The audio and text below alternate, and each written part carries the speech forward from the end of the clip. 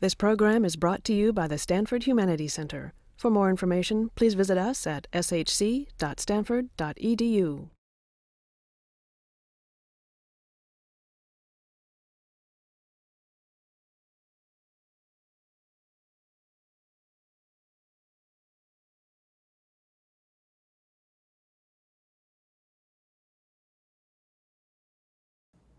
Anis, we've known each other a long time.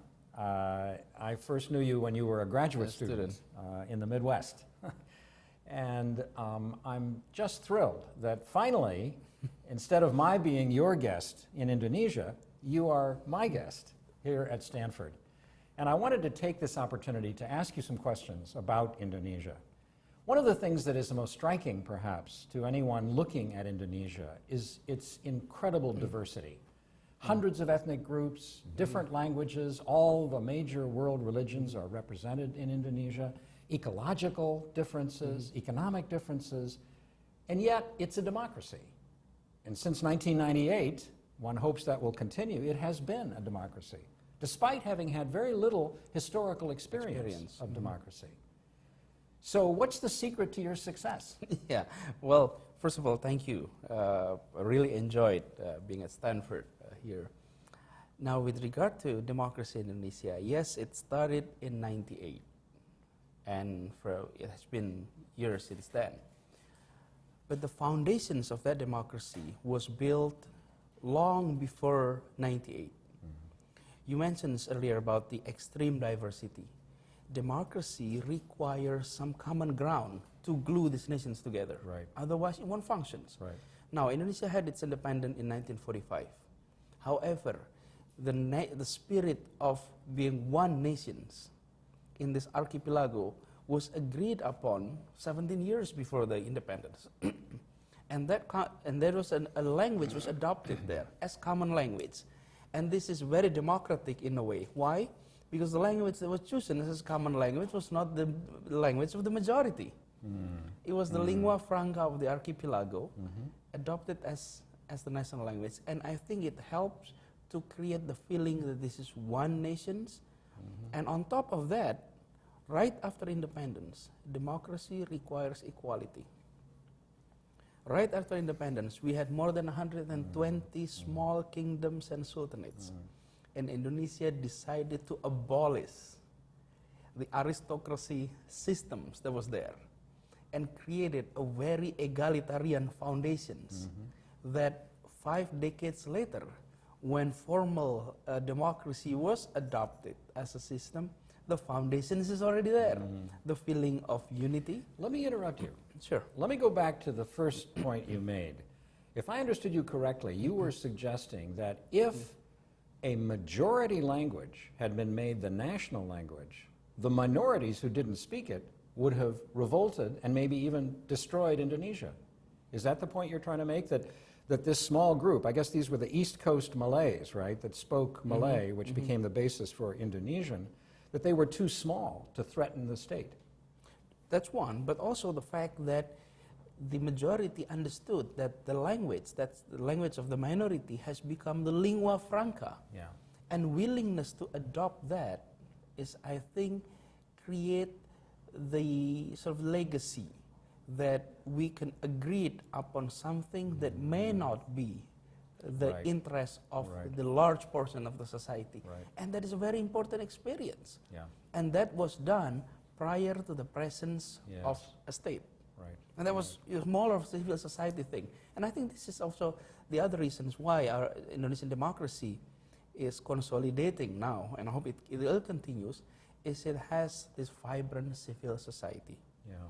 The civil society that has been very active in promoting democratic values.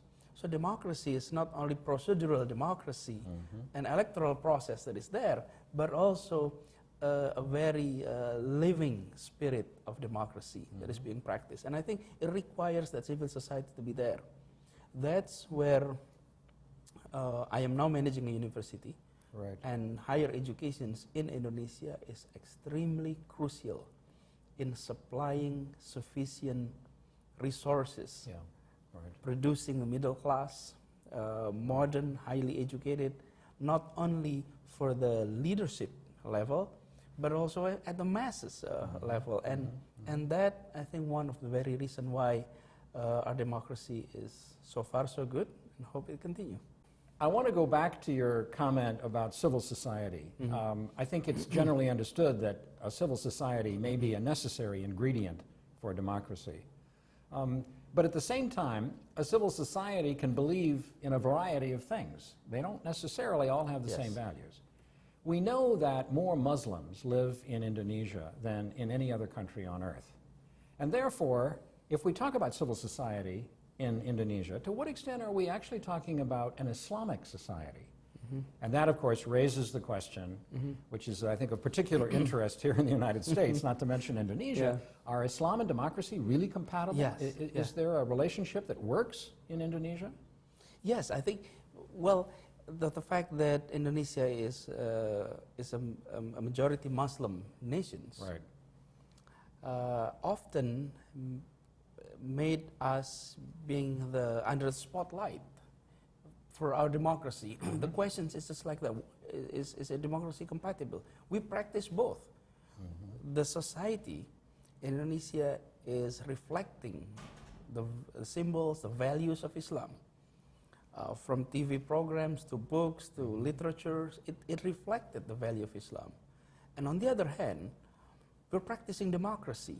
And then we look at the state is not a religious-based state, and it's neither a complete secular state. It is what we call Pancasila state. Panca means 5, Sila means principle. So the 5 principal states would officially recognize the presence of God, monotheisms in there. So having said that, yes, the society is Islamized in that way. It's very, very reflecting Islam. But the expressions of Muslims in Indonesia, in political terms, it's very modern. It's beyond religious symbols. It has gone through that process. In the past, yes, it was. I mean, we must recognize that in the beginning of the Republic, when we debated whether or not this is an Islamic state or a secular state, it was more of reflections of identity. But today, it has gone through that period. Now, politics is about governing. It's about delivering something. Of course, there is identity components there, but it's not religious identity. And I think that is the key. And with regard to Islam and democracy, yes, the fact that Indonesia is a majority Muslim nation, the questions often raised. But it's the same thing like the US. It's the largest Christian society in the world. But nobody asks the questions whether Christianity is compatible with democracy. Or nobody even focused the questions, is America a Christian majority democracy? But when Indonesia had that, the questions arises. And I think we just practice it. We practice democracy, we practice Islam, and it may become one of an interesting experiments that in the political science world, it may become an interesting case to be seen. Well, I'm not sure we want to get into a discussion of American identity, although you're right to say that, you know, one can turn the tables and ask, what about the compatibility of Christianity and democracy? I think that question would lead us a little far afield. But I must suggest that I think in the United States, the American identity, insofar as there is such a thing, really boils down to civil liberties, freedom, democracy. It's ideological. I would argue that the United States probably is the biggest and most ideological power on earth after the collapse of communism, right? I mean, China now has capitalism or socialism or whatever with Chinese characteristics. So we are, in a sense, very ideological. And that raises the question, in Indonesia, there's some who say that democracy will only succeed, only consolidate, if it is the only game in town. But that means to me that democracy has to be appreciated in and of itself. Yes. And even if, let's say you have democracy and the GDP growth rate, the economic growth rate drops by 2%, then a true believer in democracy would say, never mind, that's okay, because democracy, it's about human dignity, okay?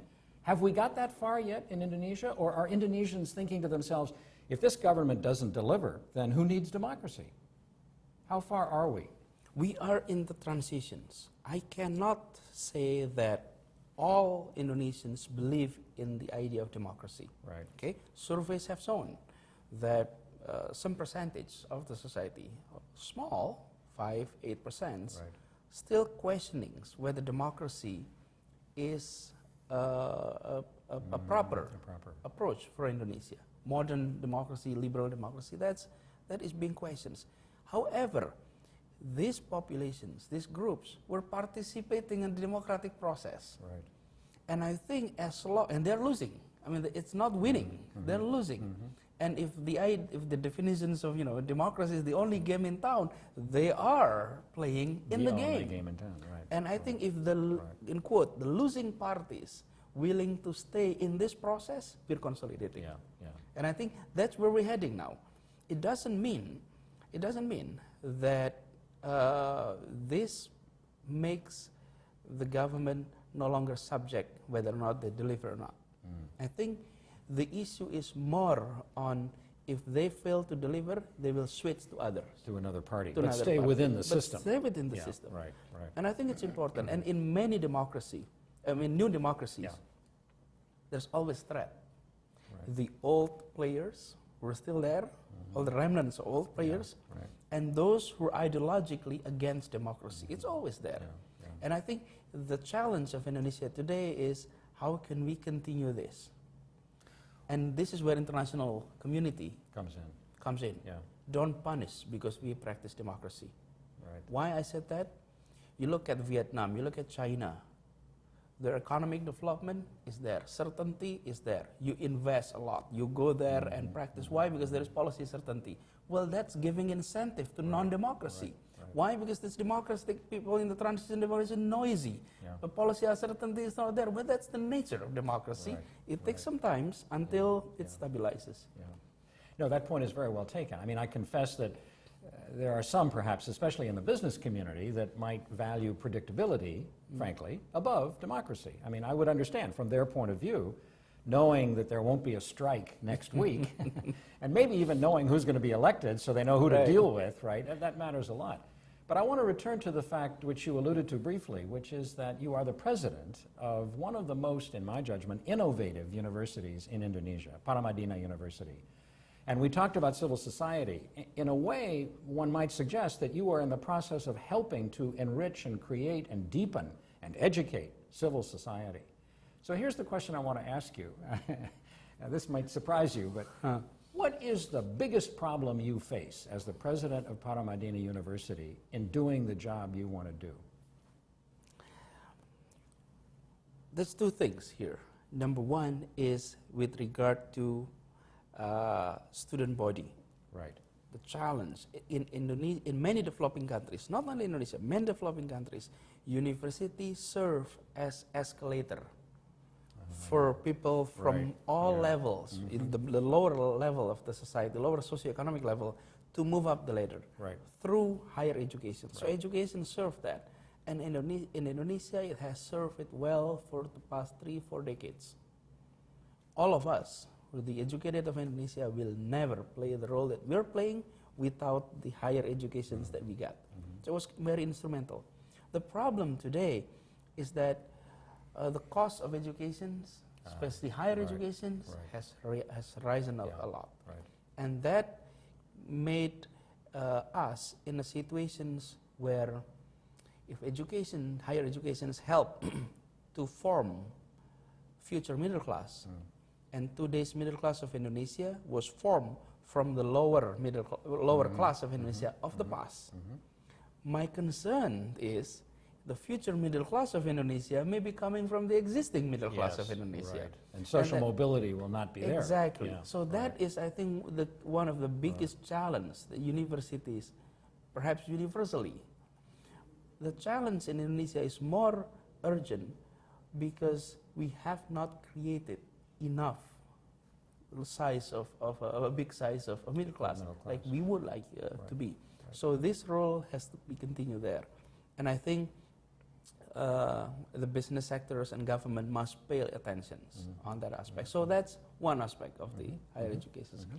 The second aspect is with regard to influencing discourse in the society, in politics, in public policies. And we must acknowledge that in Indonesia, academics, people on campus, they're not only teaching and researching. Most are also involved as activists and policy making process. And I think this is where one of the strengths of many universities were actually there. And this is also another challenge. We must continue to be able to color the policy making process, the discourse, including with regard to democracy, respect to diversity. And all of this is being cooked in the universities, this process, and the society benefiting from that. Do you sometimes feel, though, I mean, you're portraying an optimistic picture, and perhaps it's necessary to be an optimist in order to get things done. If you don't think it's going to work out, why bother? But I'm wondering if you may exaggerate the extent to which an intellectual elite can effectively lead a country, because I remember in the authoritarian days of President Suharto, there was something called the Berkeley Mafia. Now, in my judgment, they were well-meaning and talented, and actually they did a very good job, in my opinion, on the Indonesian economy. But they were affiliated with a thoroughly authoritarian regime. It was as if it didn't matter to them that they were working with and for an authoritarian regime. I wonder about the reliability of intellectuals. I think it was William Buckley, an American right-wing commentator, who said years ago that he would rather be ruled by 100 names drawn at random from a Boston phone book than by the entire Harvard faculty. Do you feel that way about intellectuals in politics? Well, I think politics is rather different in the sense that intellectuals is often having more burden when they enter politics compared to non-intellectuals. If your background is a businessman or a lawyer, you're not being viewed as you have to maintain the neutrality, the academic integrity, objectivity. And I think in the academic world, of course, if we make mistake, we revise the hypothesis. And then we work on it again. But in the policy area, if you make mistake, it costs your politics, it costs your future. And I think whether or not, say, in Indonesia, nowadays, intellectual scholars were willing to sort of participate in political process, yes, they're willing. And Indonesia today is no longer an authoritarian regime. So in the past, the options that was sort of presented to many of the scholars is being inside the regime and participate, or you're outside and being a researcher. And many who actually decided to be outside the regime continue teaching research. And that is a choice that was there. It's legitimate, sure. It's a legitimate choice. But I think nowadays, intellectuals in Indonesia no longer had to confront the choice of being in the system or outside the system in that way. That is conflicting. Because it is a democracy. It is a democracy. And that's, I think, the privilege. Well, that raises a related question. I mean, you have been selected, congratulations, as an international visitor, international scholar at the Humanities Center. Now, if we look at the humanities in Indonesia, and compare it, let's say, with engineering, supposedly, quote unquote, more practical disciplines, would you say that Indonesia can do without the humanities? That, what we really need is to build roads, our ports need improvement, infrastructure, hard science, architects, and so forth, and we really don't need, poetry, right? Would you argue that, or would you argue there is a role for the humanities? And if so, what is that role in Indonesia? I think so. There is a big role to play in the humanities. Yes, we do need these hard science departments to grow, enroll more students, produce more engineers, because the country needs them badly. And objectively, we need them. I think we need to enlarge that. The humanities, the study of humanities is there. And I think this is the challenge for anybody studying humanities in Indonesia. We have learned that humanities, social science that we learn today is mostly result of experience of social transformations taking place in Europe or in North America. And scholars have been able to convert those experiences into modern social science using modern social science language. Therefore, it becomes universal. Like modernization theory, and many of this theory. Right. Now, the challenge, I think Indonesia and many other nations, Indonesia is a very unique case because of its diversity, Right. have gone through transformations, changes, and we do not have enough scholars that are able to convert those experiences into modern social science language that is understood universally, and also this is a knowledge that can help people to understand what is taking place. Right. Look, a few years ago, conflicts was there in Indonesia. Yes. Today, Right. it's absence. There's a lot to be learned. Well, maybe not completely absent. Not Yeah, completely, right, but right, many but of still, this, especially communal. Right. This, Right. from central to local government, there is often an issues. Right. But communal conflicts is very much down. But there's a lot of things to be learned from there.